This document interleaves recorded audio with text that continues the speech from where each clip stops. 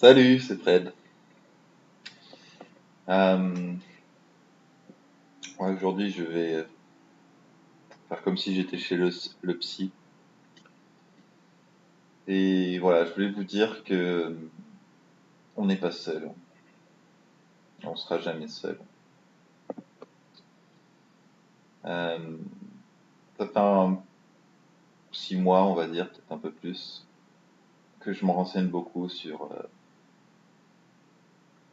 les esprits, sur les anges, sur les guides spirituels. Et je pense à peu près avoir regroupé tout ça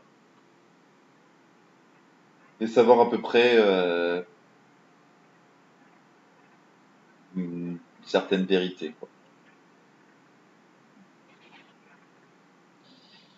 Déjà, il faut que vous sachiez que Dieu, pour moi, il existe.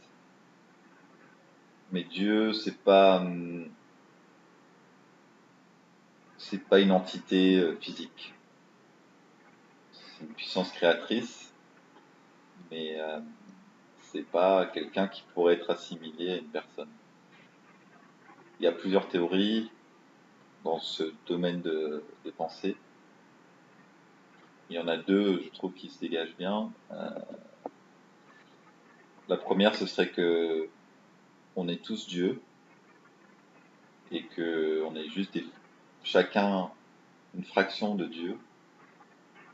Et c'est pour ça que chacun a une petite partie de la vérité. Et le fait de se regrouper, de réfléchir, de penser ensemble, eh ben, on crée à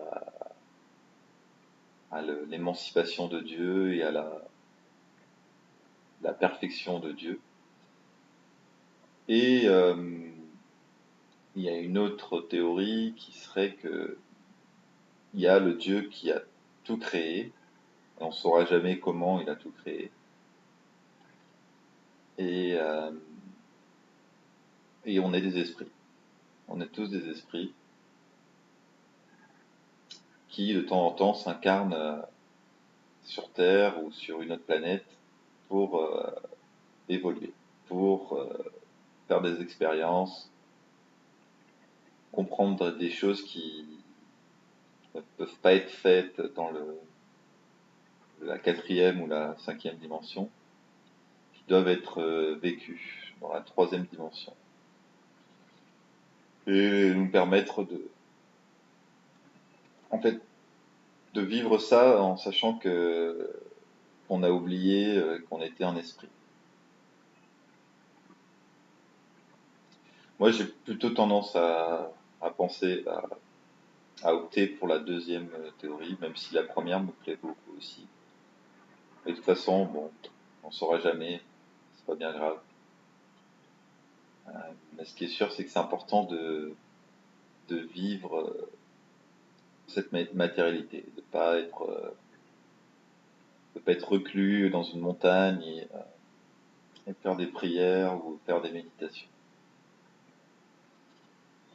Euh, Quand je vous dis qu'on n'est pas seul, eh ben, donc ça, j'ai expérimenté depuis 6 mois peut-être. Ce que je veux dire, c'est que il y a des guides spirituels.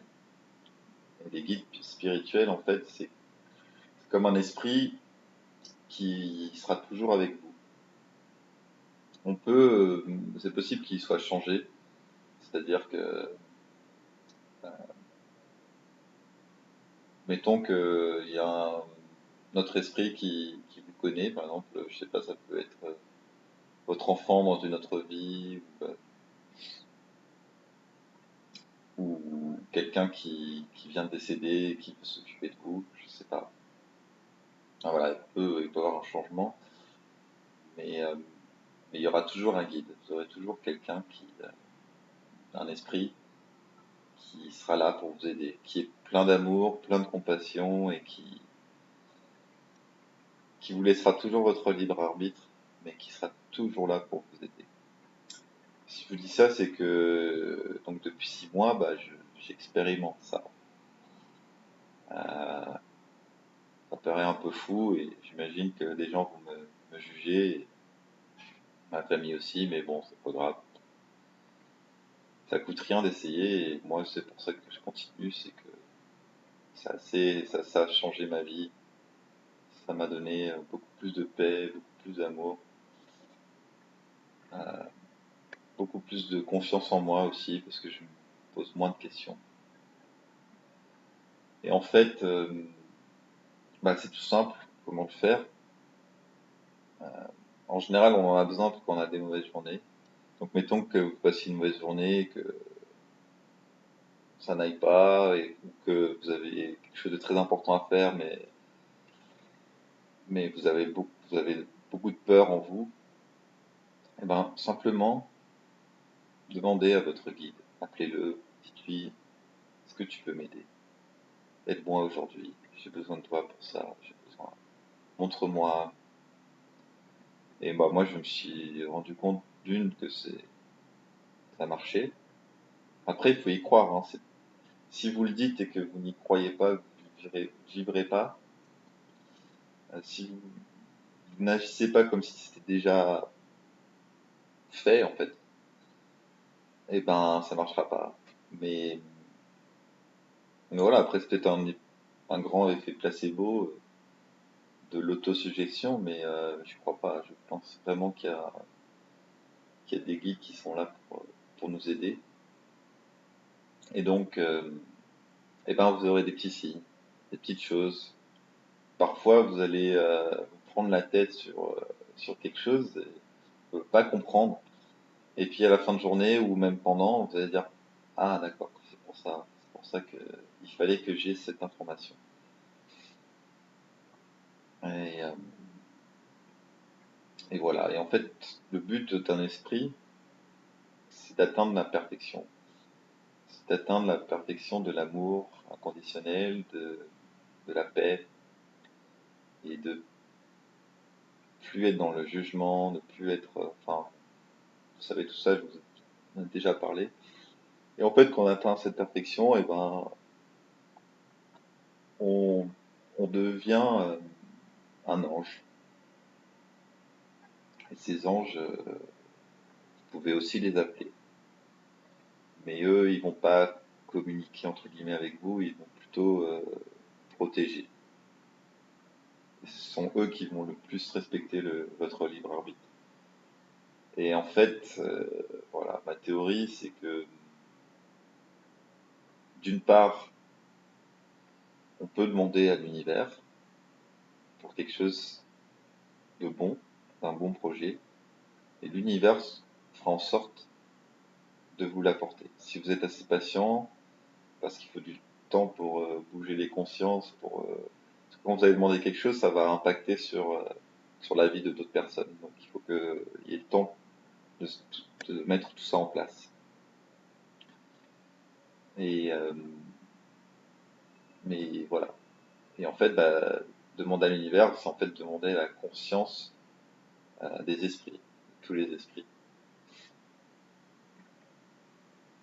Et c'est assez magique. Et c'est assez bénéfique, c'est assez incroyable. D'une, parce que on n'a plus peur de mourir, on n'a plus peur de rien, ou alors si peu, ou alors si on a vraiment peur, c'est que c'est votre instinct, votre intuition qui vous dit non, fais pas ça parce que tu vas peut-être avoir un accident, je ne sais pas. Et, euh, et voilà, je crois que j'ai fait à peu près le tour. Mais, euh, mais moi, ça me fait super plaisir de savoir tout ça et de l'expérimenter tous les jours, de me dire, j'ai, si vous regardez bien, vous avez la vie que vous avez voulu, quoi. C'est ce que vous avez vibré, ce dont vous avez vibré, vous a amené la vie actuelle. Mais Mettons que vous soyez stressé, et que vous vous dites, ah bah non, mais là, c'est sûr, je vais rater cet examen, je vais rater cet examen. Hop, voilà, vous avez raté l'examen. Voilà, c'est un petit exemple, un peu con, mais voilà, c'est vraiment ce que vous vibrez, ce que vous pensez, ce que vous croyez qui va arriver. Donc, voilà, je pense que j'ai fait le tour. N'hésitez pas à me dire ce que vous en pensez. Peut-être que pour vous, quand vous mourrez, il n'y a rien. Peut-être que vous pensez qu'il y a un enfer. Ah oui, d'ailleurs, à propos de l'enfer et du paradis, euh, il parle de haut astral et bas astral. C'est-à-dire que le haut astral, c'est là où il y a tous les guides, les esprits bienfaisants, les esprits qui sont un peu plus évolués, les anges gardiens. Et dans le bas astral, en fait, c'est des esprits qu'on peut rencontrer sur Terre. C'est des esprits qui peuvent vous donner des cauchemars, qui peuvent... En fait, quand vous faites un cauchemar, c'est que vous êtes dans le bas astral. Et voilà, ils vont vous jouer des farces, ils vont remettre en doute, essayer de vous faire peur peut-être, mais, euh, mais c'est tout ce qu'ils peuvent faire. Ils n'ont aucune force sur vous. Il suffit que vous disiez, allez-vous-en, moi je, moi je suis pour l'amour inconditionnel, je, voilà, je suis avec les anges, etc. Rien ne peut vous arriver, quoi. De toute façon, voilà, on est responsable et tout ce qui nous arrive, c'est à cause de nous.